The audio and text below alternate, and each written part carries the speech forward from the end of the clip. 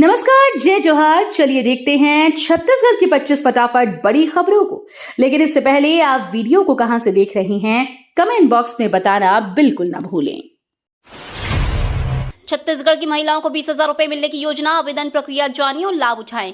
छत्तीसगढ़ सरकार की नई योजना में राज्य की महिलाओं को 20,000 रुपए का लाभ दिया जा रहा है। यह राशि आर्थिक मदद और महिला सशक्तिकरण के लिए प्रदान की जाती है। योजना का लाभ पाने के लिए इच्छुक महिलाएं ऑनलाइन या नजदीकी सरकारी केंद्र पर आवेदन कर सकती है। आवेदन प्रक्रिया सरल है और जरूरी दस्तावेजों की सूची भी उपलब्ध है। इस योजना से महिलाएं अपने शिक्षा, स्वास्थ्य या छोटे व्यवसाय में सुधार कर सकती है। जल्दी आवेदन कर लाभ उठाएं। नेशनल हाईवे पर सफर महंगा, टोल दरें बढ़ी, आज से अतिरिक्त टैक्स लगेगा। नेशनल हाईवे पर सफर अब महंगा होने वाला है। सरकार ने नई टोल दरें जारी की हैं जो आज से लागू होंगी। आमतौर पर 5 रुपए वाले टोल पर अब 10 रुपए अतिरिक्त टैक्स देना होगा, जबकि 20 रुपए वाले टोल पर भी बढ़ोतरी होगी। इसका असर रोजमर्रा की यात्रियों और परिवहन लागत पर पड़ेगा। अधिकारी यात्रियों को समय से भुगतान करने और नए शुल्क के अनुसार बजट बनाने की सलाह दे रहे हैं। छत्तीसगढ़ ने 31 मार्च को नक्सलवाद से मुक्ति पाई, सीएम साय ने की ऐतिहासिक घोषणा। छत्तीसगढ़ के इतिहास में 31 मार्च स्वर्णिम अक्षरों में दर्ज हो गया। मुख्यमंत्री भूपेश बघेल साय ने ऐतिहासिक घोषणा करते हुए कहा कि प्रदेश अब नक्सलवाद के नासूर से मुक्त हो गया है। वर्षों से चल रही लड़ाई और जनता की मेहनत रंग लाई है। अब राज्य में सुरक्षा, विकास और रोजमर्रा की जिंदगी में सुधार की नई उम्मीदें हैं। सरकार ने प्रदेश को सुरक्षित बनाने और विकास की गति तेज करने के लिए व्यापक योजनाओं की रूपरेखा तैयार कर ली है। त्रिस्तरीय रणनीति से बस्तर माओवाद मुक्त, अमित शाह ने सफलता का मंत्र साझा किया।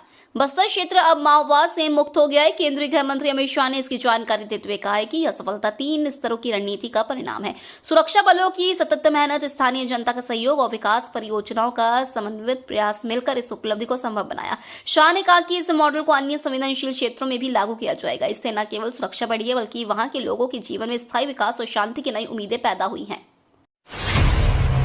युद्ध की आंच से रोजमर्रा के सामान महंगे होंगे, घरों तक महंगाई का असर।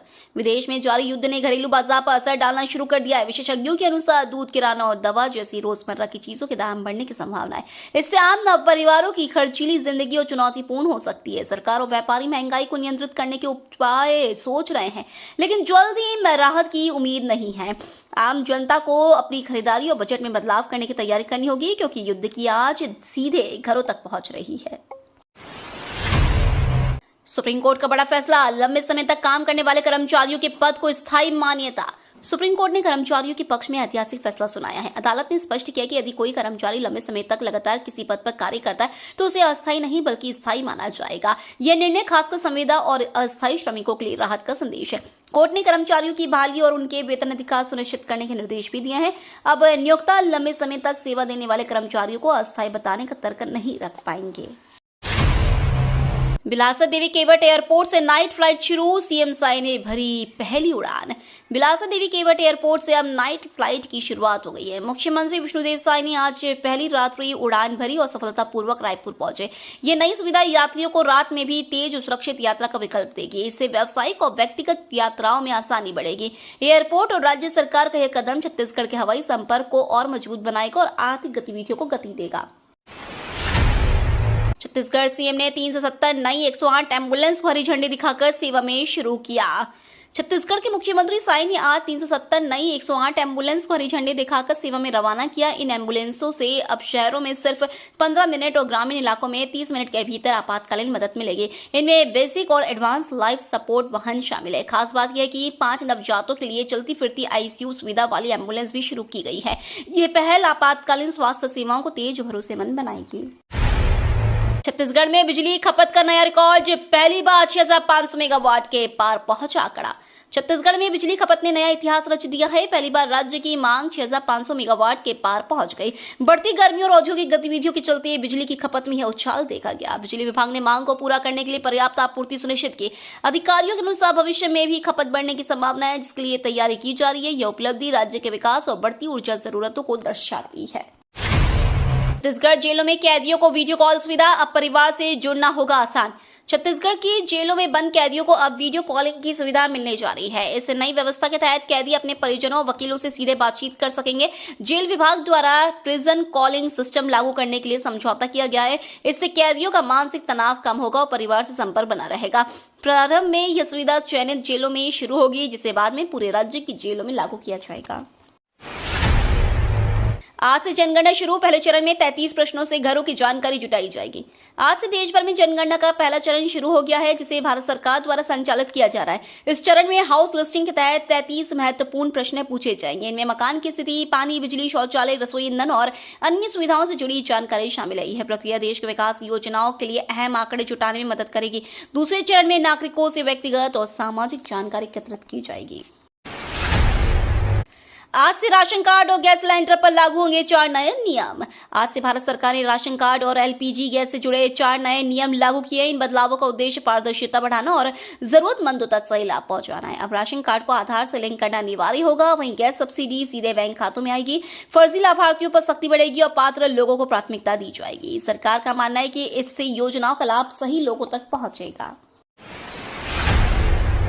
जल जीवन मिशन 2.0 के तहत 5 राज्यों को 1560 करोड़ रुपए जारी। केंद्र सरकार ने जल जीवन मिशन 2.0 के तहत 5 राज्यों को 1560 करोड़ रुपए जारी किए हैं।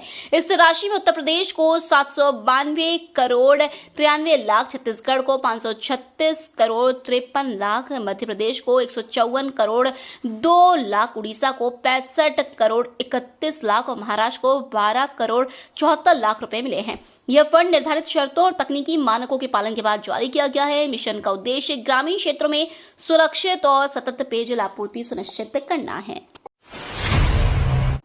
छत्तीसगढ़ हाईकोर्ट ने दिया बड़ा फैसला, घर में प्रार्थना करने वालों को ना परेशान करें। मंतांतरण विवाद के बीच छत्तीसगढ़ हाईकोर्ट ने अहम फैसला सुनाया। अदालत ने स्पष्ट किया कि किसी भी व्यक्ति को अपने घर में प्रार्थना या धार्मिक मीटिंग करने के लिए परेशान नहीं किया जा सकता। न्यायालय ने कहा है कि घरों में धार्मिक गतिविधियां निजी अधिकार हैं और किसी भी प्रकार का दबाव, धमकी या हस्तक्षेप कानून के खिलाफ होगा। यह निर्णय धार्मिक स्वतंत्रता और व्यक्तिगत अधिकारों की रक्षा की दिशा में एक महत्वपूर्ण कदम माना जा रहा है। खेलो मास्टर्स गेम्स में छत्तीसगढ़ का दबदबा। एथलेटिक्स में 82 मेडल, शूटिंग में 2 गोल्ड। 5वें खेलो मास्टर्स गेम्स में छत्तीसगढ़ के खिलाड़ियों ने शानदार प्रदर्शन किया। एथलेटिक्स में कुल 82 मेडल जीतकर उन्होंने अपनी ताकत दिखाई। वहीं 10 मीटर पिस्टल शूटिंग में 2 गोल्ड मेडल हासिल कर राज्य का नाम रोशन किया। खिलाड़ियों के इस उत्कृष्ट प्रदर्शन पर उनका सम्मान किया गया। यह सफलता बताती है कि छत्तीसगढ़ के खिलाड़ी हर खेल में आगे बढ़ रहे हैं और भविष्य में भी नई ऊंचाइयों को छूने के लिए तैयार हैं। जीपीएम जिले में पेट्रोल, डीजल और गैस का पर्याप्त स्टॉक, कलेक्टर ने किया आश्वस्त। जीपीएम जिले में पेट्रोल, डीजल और एलपीजी की गैस की पर्याप्त उपलब्धता है और कहीं कोई कमी नहीं है। कलेक्टर ने जानकारी देते हुए बताया कि जिले में ईंधन का पर्याप्त भंडार मौजूद है और आपूर्ति पूरी तरह सामान्य बनी हुई है। लोगों से अपील की गई है कि वे अफवाहों पर ध्यान न दें और अनावश्यक स्टॉक न करें। प्रशासन लगातार इस स्थिति पर नजर बनाए हुए है ताकि आम जनता को किसी प्रकार की परेशानी न हो। अवैध खनन पर कार्रवाई, 13 ट्रैक्टर और 1 हाईवा जब्त, मचा हड़कंप। अवैध खनन के खिलाफ प्रशासन ने बड़ी कार्रवाई करते हुए 13 ट्रैक्टर और 1 हाईवा वाहन जब्त किया है। ये कार्रवाई लगातार मिल रही शिकायतों के बाद की गई, जिसमें बिना अनुमति खनन और परिवहन किया जा रहा था। मौके पर पहुंचे अधिकारियों ने वाहनों को कब्जे में लेकर आगे की कानूनी प्रक्रिया शुरू कर दी है। प्रशासन ने स्पष्ट किया है कि अवैध खनन किसी भी सूरत में बर्दाश्त नहीं किया जाएगा और दोषियों पर सख्त कार्रवाई जारी रहेगी। धरसिंधवा में आधुनिक तहसील कार्यालय का लोकार्पण, सीएम विष्णुदेव साय ने किया उद्घाटन। धरसिंधवा में आज मुख्यमंत्री श्री विष्णुदेव साय ने आधुनिक तहसील कार्यालय का उद्घाटन किया। ये नया भवन सुगम, पारदर्शी और नागरिक केंद्रित प्रशासन की दिशा में बड़ा कदम साबित होगा। यहां जनता को तेज और सरल सेवा मिलेगी और सरकारी प्रक्रियाएं अधिक प्रभावी और पारदर्शी होंगी। मुख्यमंत्री ने कहा कि यह पहल प्रशासन को डिजिटल और भविष्य सक्षम बनाने की दिशा में महत्वपूर्ण कदम है।